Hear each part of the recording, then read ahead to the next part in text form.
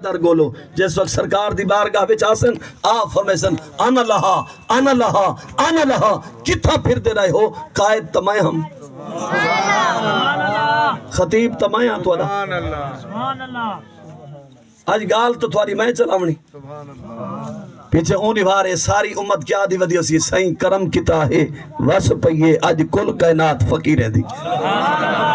نہ ترول دیں کتہا نہیں تھیندا اتے کت کے رات فقیریں دی ہن کرم ترے نی میں پوچھ بیٹھا کدی ذات زوات فقیریں دی نیتی درد رہن دی جا ارشد نہیں تو کت اوقات فقیریں دی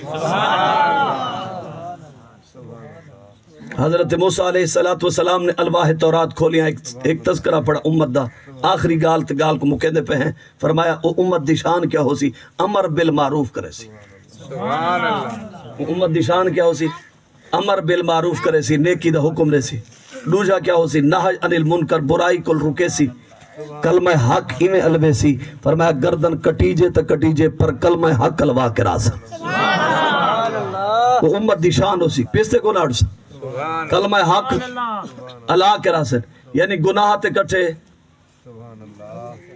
میں نہیں سمجھا سکتا برائی تے کٹھے نہ تھی سن گناہ تے میری امت کٹھی تھی مڑ والی گناہ تے نہ ہو سی برائی تے کٹھی تھی مڑ والی نہ ہو سی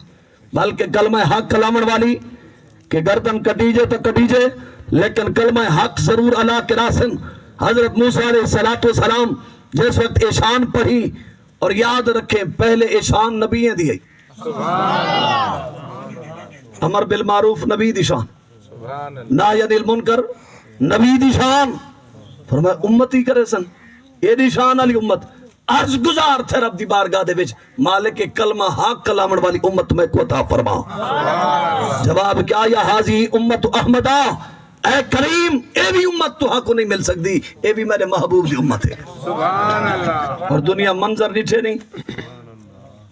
کہ جیسے ہر دور وچ تاریخ ساری اٹھا کے پڑھو ہر دور وچ امت مسلمہ وچ ایسے وقت مجدد ایسے وقت غیرت مند افراد ضرور پیدا تھا ہے جنہاں اسلام کو مٹاون دی کوشش کی تھی گئے انہاں کے کلمہ حق ضرور علیہ سو انہاں کے مار لیتے ویسو کٹ لیتے ویسو مٹا دیتے ویسو جواب کیا ہے ستمگر ادھر آ ہنر آزمائیں تو تیر آزما ہم جگر آزمائیں فیض آباد دی سرزمین تے گولیاں چل دیا پیاہن دیوان گانے عشق سینے اپنے سامنے گولیاں دے رکھ کے کھڑے ہن تھے کئی عرض کی تھی حضرت علامہ خادم حسین رضوی رحمت اللہ تعالی علیہ دی بارگاہ وچ بابا یہ تو جوان ہیں کوئی ادھے تھی سی اپنی جان بچا